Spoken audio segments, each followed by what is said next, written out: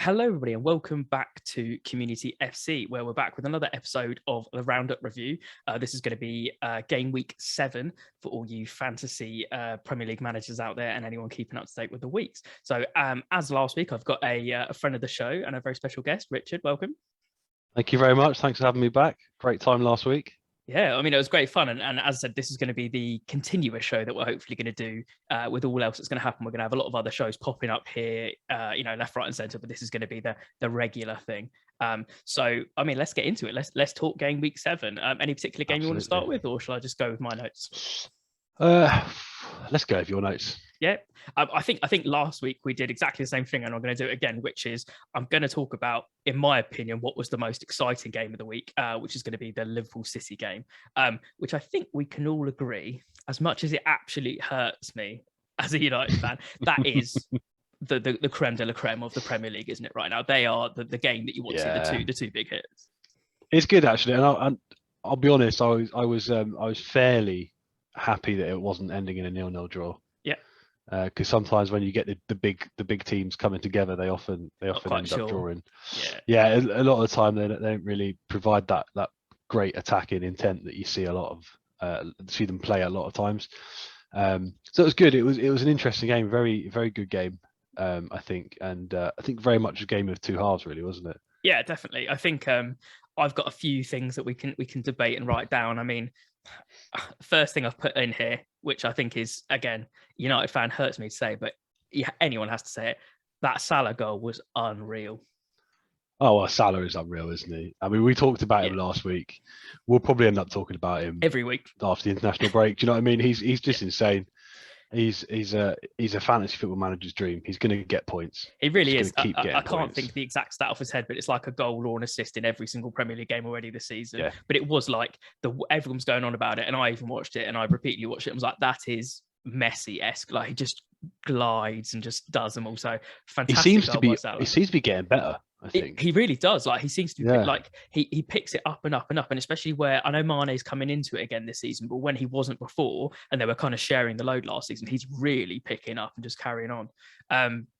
So I've got, what else have I got down? I've got Liverpool can't hold a lead. That seems to be a common thing. Well, this is Liverpool of old, isn't it? It's we'll score more than you, as you said last week. 100%. Yeah, said it again. Said it last week. Yeah, it is Liverpool. At the moment, I think they're so good going forward, but they're just lacking that something at the back.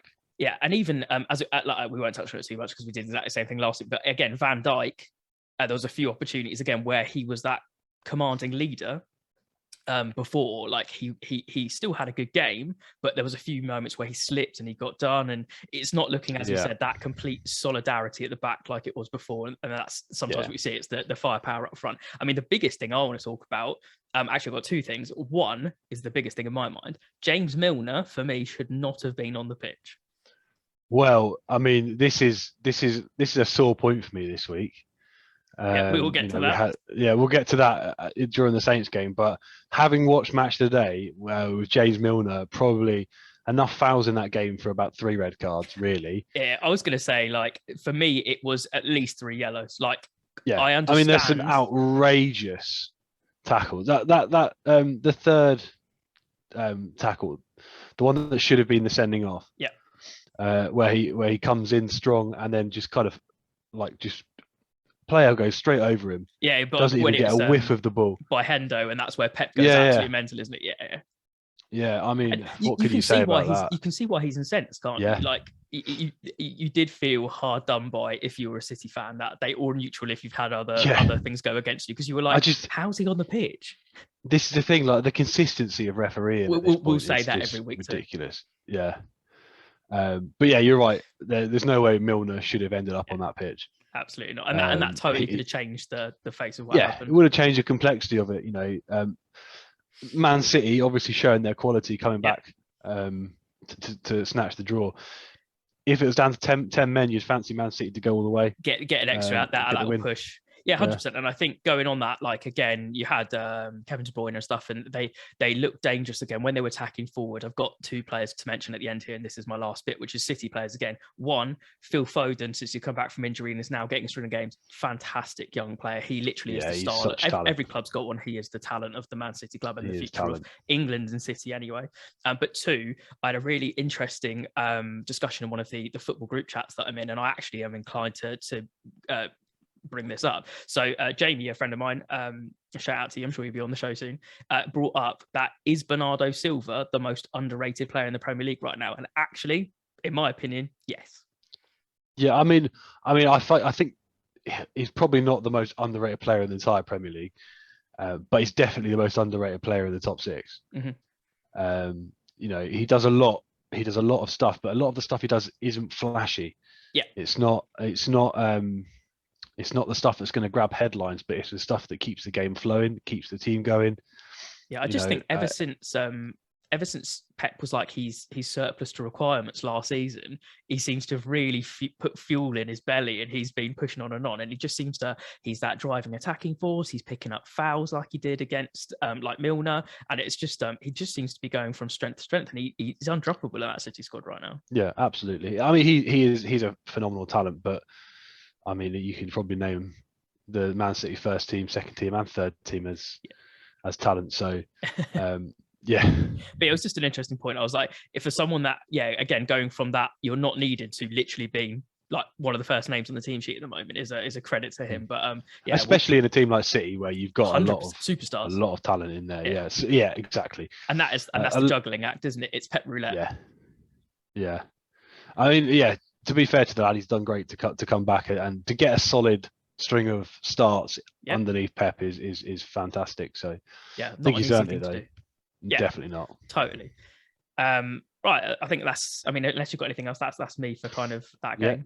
Exciting one. Keeps the title race nice and close with a 1-1, so that's always good. But yeah, so the next game I've got down here. Maybe not the best showing at all, but it was again another interesting one. So I've put the Palace Leicester one, which was 2-2 down. Yeah, so I mean, go on. I was just going to say, this Leicester team is an interesting one this year. I think they've really struggled so far. Palace, though, I think Palace they've got some decent results in the last few weeks.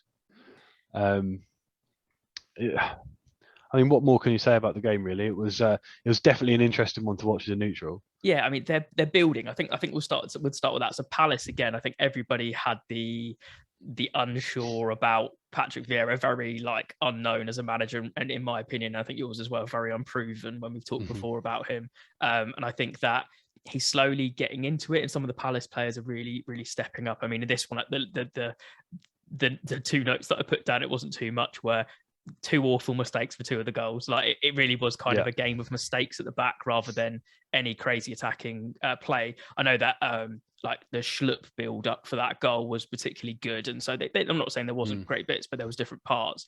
It was second touch, wasn't it, that he scored with? Yeah, I mean, that first one he nearly did, and then it was the second one, so it's really good on him. But which is a great, again, good impact sub. So that's something Vieira's done well, but it was kind of like some bad, like at the Saints game last week, there was some kind of really bad defending for two of the goals, and you're just like a bit like, oh, they need to sort that out. And again, like I know Leicester have had injuries and a big one for them, and they've had new personnel come in like Vestergaard and stuff, but it is what it is. But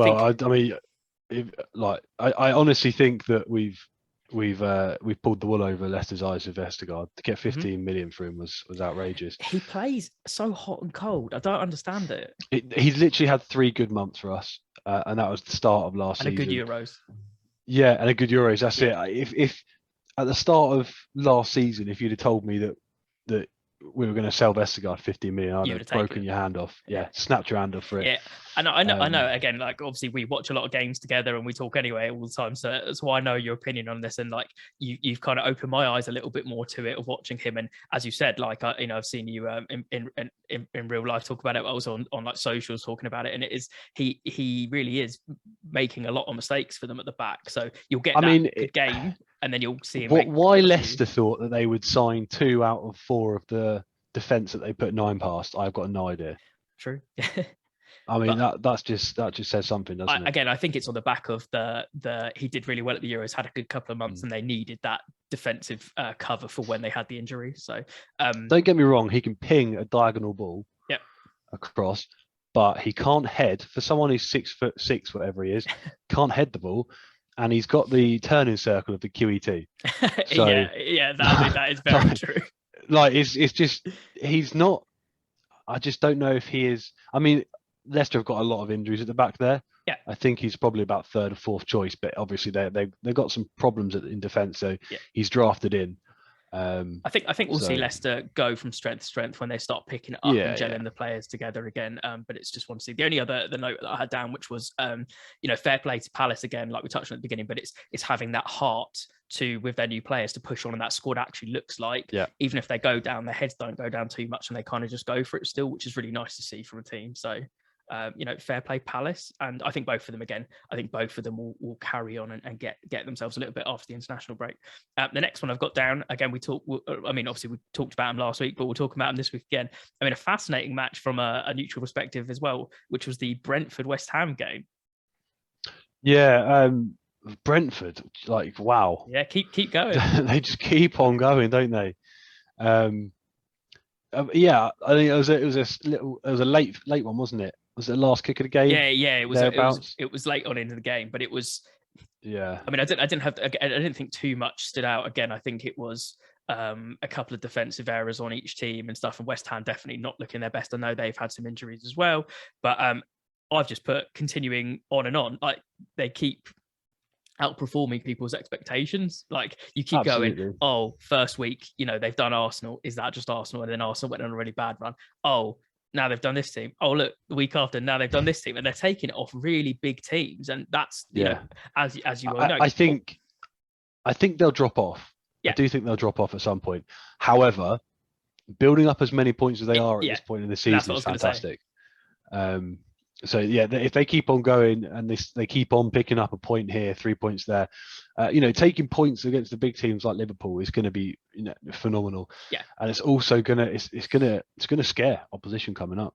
Yeah, precisely. I mean, you are now questioning, even if you're a big team going to Brentford, or even if Brentford are coming to you, you don't know what they're going to produce. But as you said, it's that you obviously got to take points off your rivals and your bottom teams, but if you're taking points off the bigger teams early on, even if you do drop off, they're invaluable points later on for the rest of the league. Absolutely. So fair play Brentford, keep it up. I'm loving it personally, as we said last week. I love seeing a newly promoted team do so well, so that's really exciting. And I'll love it until they play Southampton. Or United, absolutely. Then it all bets are off. So again, another one we talked about. We're gonna pick on the same points as last week for this one, I think, pretty much. But this is the Spurs Villa game, and I've got the same point from last week, which was again Kane not performing in the Prem. Again, doing it on the Europa League night, but just as soon as it comes to Premier League, he's just not looking himself again. Yeah, I mean, we're going to rehash the same stuff we said last week. Really, I don't know about Tottenham. They're sort of squeezing wins. Again, hit and miss, hot and cold.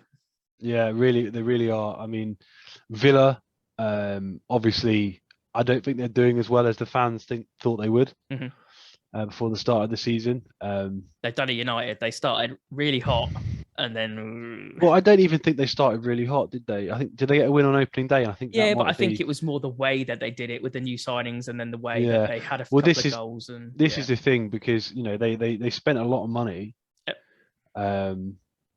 In the summer, and I think the fans are expecting them to really, be pushing for that. They wanted Europe this season, and I can't see it happening. I think that's a bit too high for where I would have put them on. I think they could get that kind of 8th to 10th, but I think they'll miss out on Europe. But it's to be seen. As you said, the only thing that I've kind of put down, which is different from last week, was I think that Son again is picking back up from where he left off. He goes through really, really good forms of spell, and I think that when Kane looks off, especially, like, normally it's them two together, like doing bits together, but like when Kane isn't performing, I mean, he saw glimpses like the back heel, and nearly at the end he got a goal and other bits, but Son seems to be taking that first spot, and that he's the spark at the moment for that Spurs team. I think the question is, we've talked a lot about Harry Kane and him leaving Tottenham, but when's Son going? Yeah, I mean, there could be teams all over Europe looking at him. You just don't know, and if he keeps putting, you'd be silly not to. I think he'd fit into most teams. He definitely would fit into a top team. Yeah, I mean, I could just see him going abroad and picking up somewhere, but we will see. We will see. And he's not on loads of money. Daniel Levy doesn't do wages, so someone like Barcelona come in. Yeah, they're struggling very much might. Yeah, exactly. So who knows? Right. Anyway, I'm not going to try to spend too long on this next one because obviously it's my team. So the next one I've got on the list is the United Everton game. I mean, you can have your thoughts. I'll sum it up and have a few little nags, and we'll move on. Yeah. So Ronaldo didn't start, did he? No. I don't know why he didn't start Ronaldo. Yep. I mean, that's the main thing, really. You've got a stallion in the stables, and you don't bring him out. Interesting. So I'll cut in here. It wasn't on my points, but it's been talked about so much. I guess we kind of need to step on it, which is Ferguson got filmed talking to Khabib and behind the scenes, and obviously didn't know he's been videoed and he's taken out of context potentially, but he was basically a bit like 2 points. One, you always start your best players, and two, he was like, surely Everton got a massive kick and a boost out of not seeing Ronaldo on the team sheet to start off with. You're thinking 100%. Everyone's planning to play him, and then you're like, he's not playing. Why?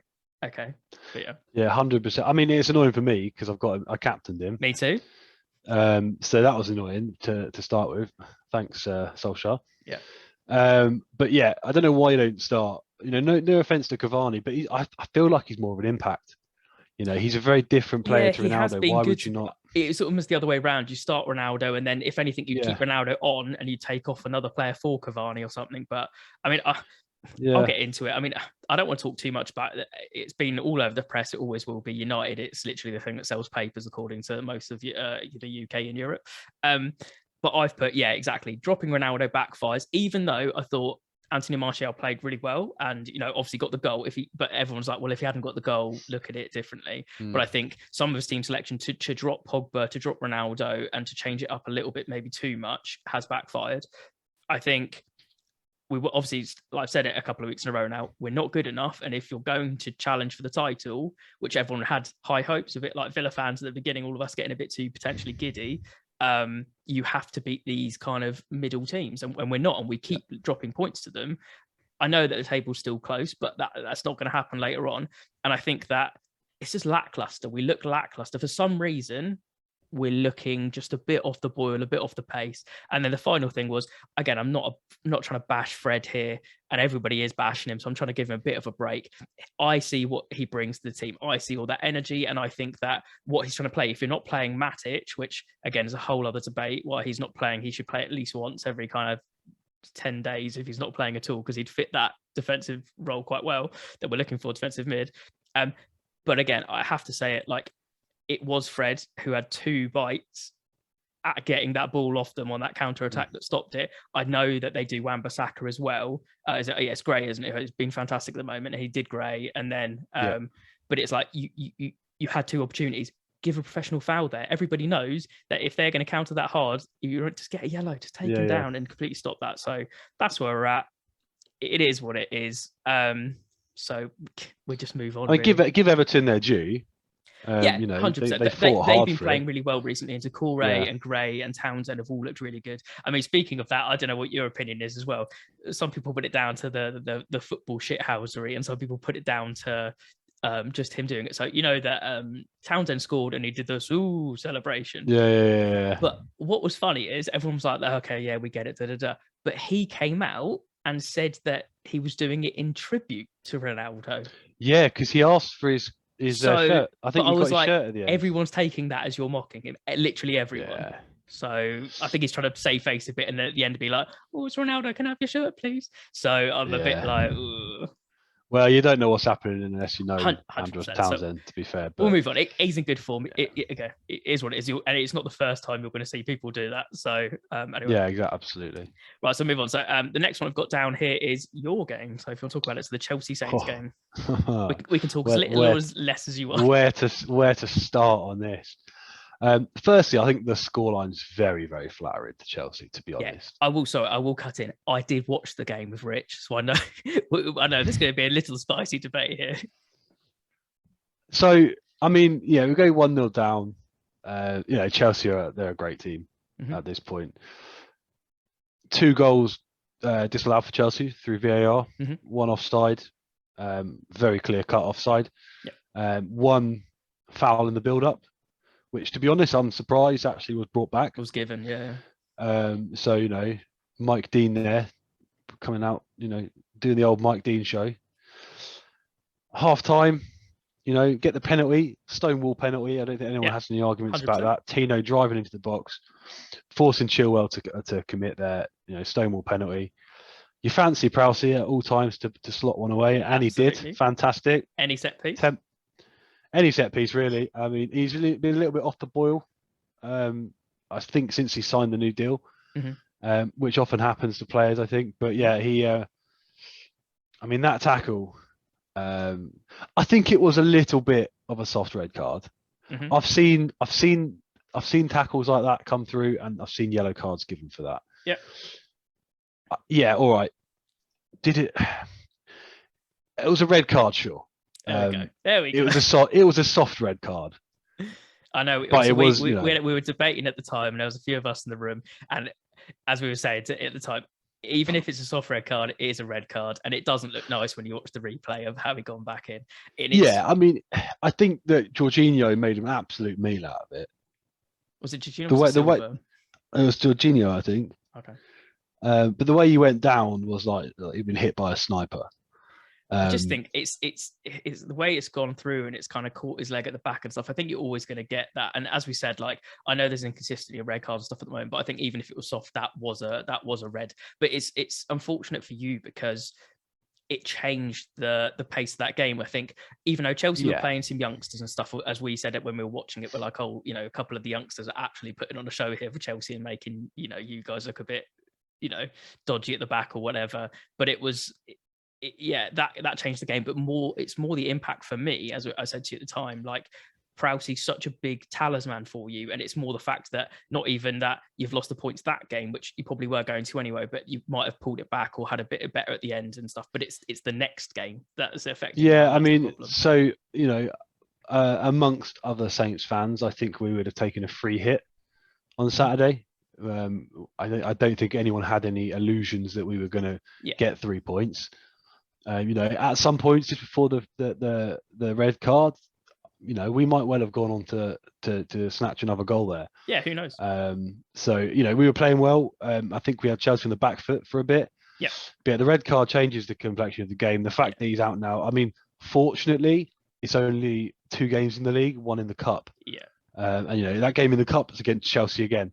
So always the way in it. You always seem to play like 1 in and then 1 after, like United and West Ham. But I think we've got Leeds next, and then it's another one of the bottom sides, maybe Burnley or Norwich. I think it's just one of them. It's going to hurt, and you just got to lick your wounds and move on now. And at the same time, though, we've got Ibrahima Diallo, who has been like shouting for some game time. Yep. He's going to get some now. We've got Stewie Armstrong. He's on the bench at the weekend. Didn't get on the pitch, but hopefully after the international break, he'll be back. I think we've missed him. Yeah. We've missed him this season so much. I'm not too disappointed with the start we've had. We picked up some big points at places. Before the Chelsea game, I think that the games we played this season, we'd got 1 more point than we did against the same teams last season. Yeah.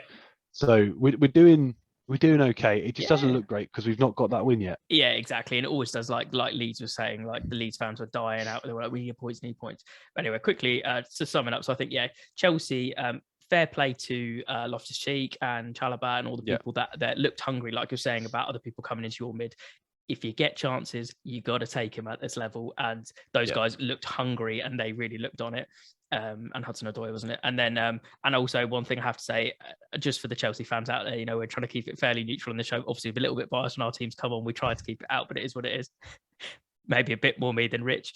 But, well done, Timo Werner, is what I'm going to say. You know, 2 goals and always 32 scores goals against us. And I literally said, didn't I? I said at the time, I was like, what's the bet Werner's going to get one today? And it happened. So, you know what? He only scores against us. He scored twice last year against us. Yeah, and it might be another 32 games or whatever, but you have to see. So, but anyway, we'll move on swiftly. So the next one I've got, and it's kind of the last one that I really want to talk about games-wise, and then we've got some other news in general to talk about, was the Watford-Newcastle game. Yeah, Watford Leeds or Wolves Newcastle? Wolves Newcastle, sorry. Yeah. Well, Hwang Hee-chan. That's what literally, that was my first thing. I was like, the ball has come and the ball is wrecking. Yeah. I'll put him in fantasy football team. So did I, because he's super cheap. And I think, it wasn't even 5 just million, this weekend. 5.5, I think. But it was it was more like, it's hard to know if you haven't really watched the player and stuff, but they were saying what a good talent he was even before he came, and they were like, you know, he's got this nickname, the Bull, and he's big and strong and powerful. But the reason I put him in my fantasy league team more was because, one, I was trying to switch stuff around, and obviously some extra funds is always nice, but more the fact that when watching the highlights of that game, the partnership he seems to be building with Jimenez is what excites me. Like they already seem to be on that wavelength, and they're both 2 big, strong, powerful people. And I think they're going to have a whale of a time if they keep going especially against lower teams. Absolutely. So fantastic by them. And that's literally my notes on that. I thought the rest of the game, you can say what it is again. Newcastle, it is what it is again. I saw another rumours for takeovers today. I'll see it when I believe it. We'll move on. I mean, Newcastle have been, you know, it's almost like a Sports Direct end of closing down sale, isn't it? Really, it's been going on for ages. Steve Bruce gets hammered every week. He doesn't get any funds that he wants. He waits every couple of years until it's absolutely desperate, and then they get the odd player like St. Maxim to calm the crowd down and be like, "We're giving you a player. What are you complaining about?" And then it's an odd way of doing it, because, you know, how much they spent 42 million on Joelinton. Yeah, something like that. Quite a lot. Why would you not just spend like 20 million on 2 like decent players? I think again, it's that they need to buy that. They need to buy someone that's going to be exciting and maybe has a little bit of flair or something to get the crowd going. I don't know. Well, I don't know if Joelinton fits the bill, but who knows? We'll see. I think at some point it's going to be make or break. Like, there's only so much hammering Steve Bruce can do, and one of these deals at some point is going to go through. But whether that club or owner or anyone invests is a whole different ballpark. But yeah, I mean, I didn't actually touch on the Watford Leeds game on my notes, but we can quickly talk about it if you want. I know it wasn't the best game. It was 3 points for Leeds. Their first win of the so big for them, and that's season. What it's big for them. Diego Llorente got the goal, wasn't it? You know, he looks like he could do some bits this season, I think. Yeah, and I think they're just picking up, and they've been scoring freely enough, and they always do under Bielsa. But I think it's like Rafinha and people like that. I think they just need to get a consistent number of wins under their belt again. Interestingly, they had 20 shots at the weekend, only 4 on target. Yeah, though. So they're taking conversion rate, more clinical. They're taking it. They're doing a lot of attacking football. That's the style they're playing. But it is what it is. And Watford just didn't really have a good day, and they just felt off the boil again as well. But I guess that probably leads us on nicely. Exactly. So I was going to say, so the next bit of news, and it very much is always a question that's even said at the beginning of the season, quite a morbid way, but it's always, which manager is going to be sacked first? And there was a lot of people saying, "Oh, it's definitely going to be Ole. It's going to be Arteta." After the first couple of weeks, I could have seen it being Arteta, but also, if you're a betting person, you would have probably put your money on Watford, because they have sacked so many managers. Did I put it in my notes? Yes, I did. Right. So, like, since 2011, I don't know if you know this. Do you know how many managers they've sacked? I've got no idea. I'm waiting for this. Since 2011, they've had 14 managers. Wow. Some of them lasted. One of them, I didn't even remember. And I was like, why don't I remember you? Oh, because he was there 8 days. Like, I mean, I had a chat with my boss at work is a Watford fan. Okay. And I had a chat with him today about that, because obviously Ranieri coming in is fairly exciting. Massive, yeah. You know, he's had a fairly decent record in the Premier League. Yep. I think Ranieri is either going to be amazing or he's going to be awful for Watford. It's one of them. Yeah. Yeah. And a point my boss made earlier was shout out James, by the way. He'll definitely listen to this. James. Yeah. What he made was, people often talk about the firings, but they don't often talk about the hirings, and how Watford, they usually know when the right time to bring someone new in is, and they've usually done a job.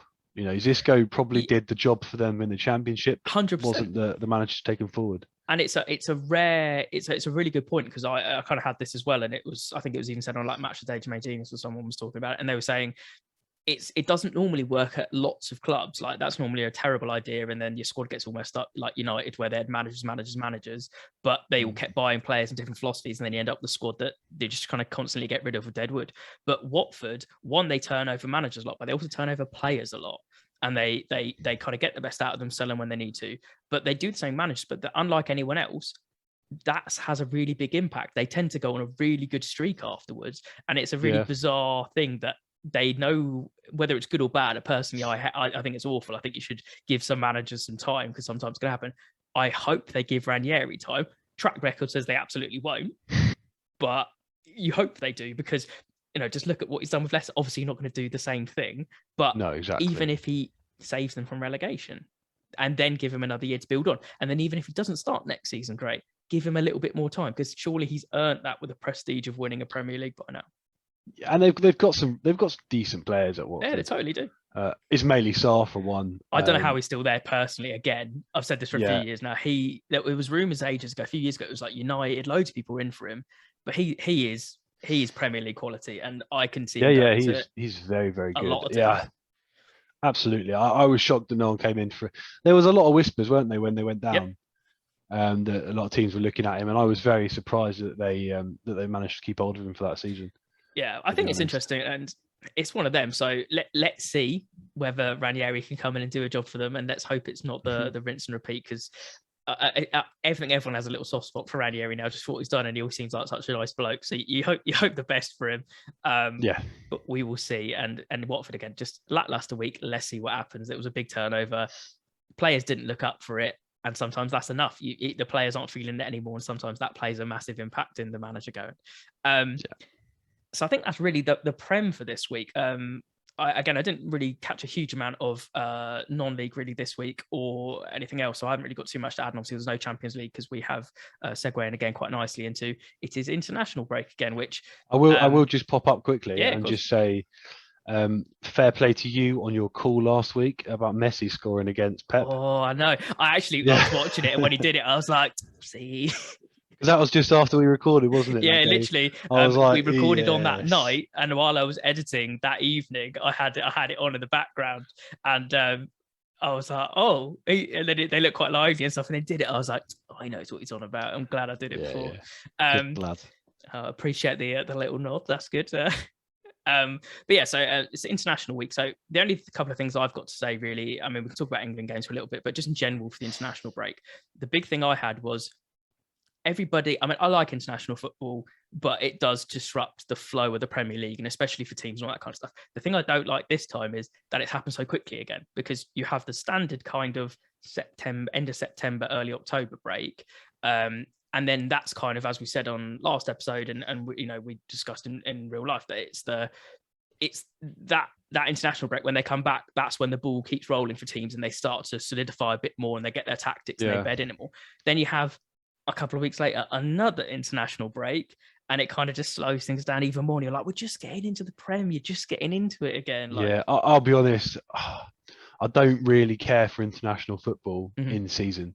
Yeah. You and I watched pretty much every England game over the Euros. We did. We got straight into it. I was buzzing about it then.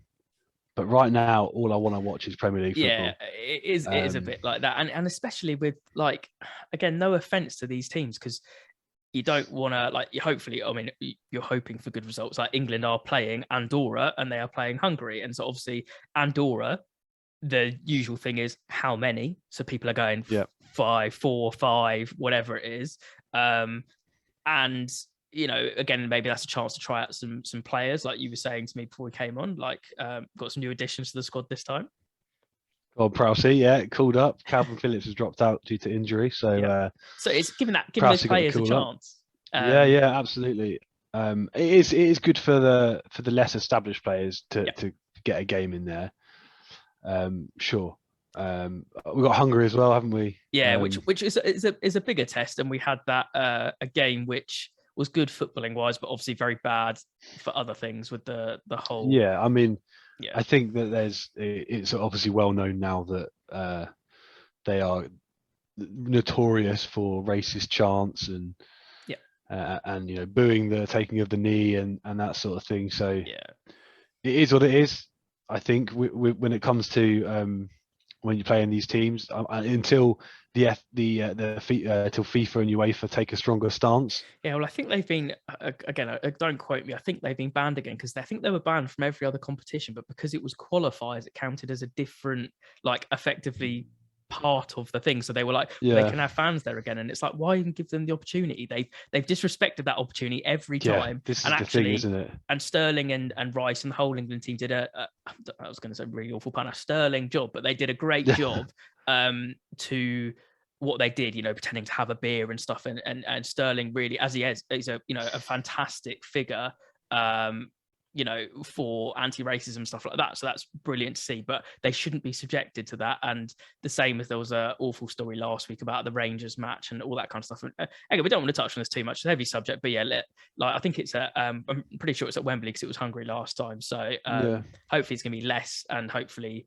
I don't know if they're allowed fans again or not, if that had been ruled through yet or not. But that'll be they definitely need to sort out the restrictions on 100%. Countries that do this, because how you can justify continuing to do that in the 21st century it's just outrageous. I mean, I know there seems to be a go on, sorry I said there seems to be a pattern, the types of countries that are like this.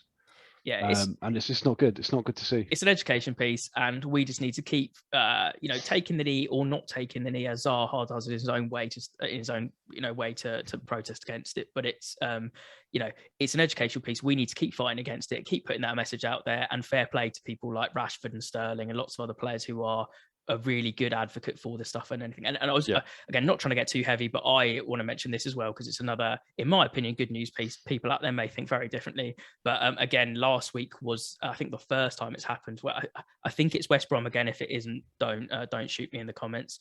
But they had a fan sent to prison for 8 months.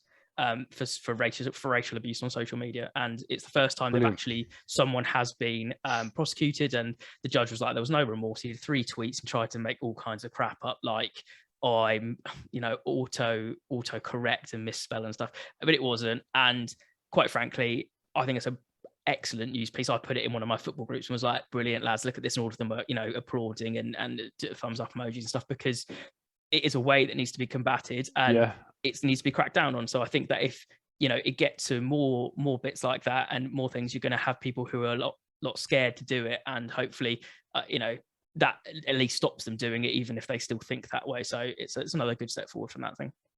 Agreed. So anyway, that was a bit heavy to end on, but it's important to put these messages out there, and it's important that football is for everyone, especially from a channel called Community FC. It doesn't matter if you're male, female, trans, how you identify, anything like that.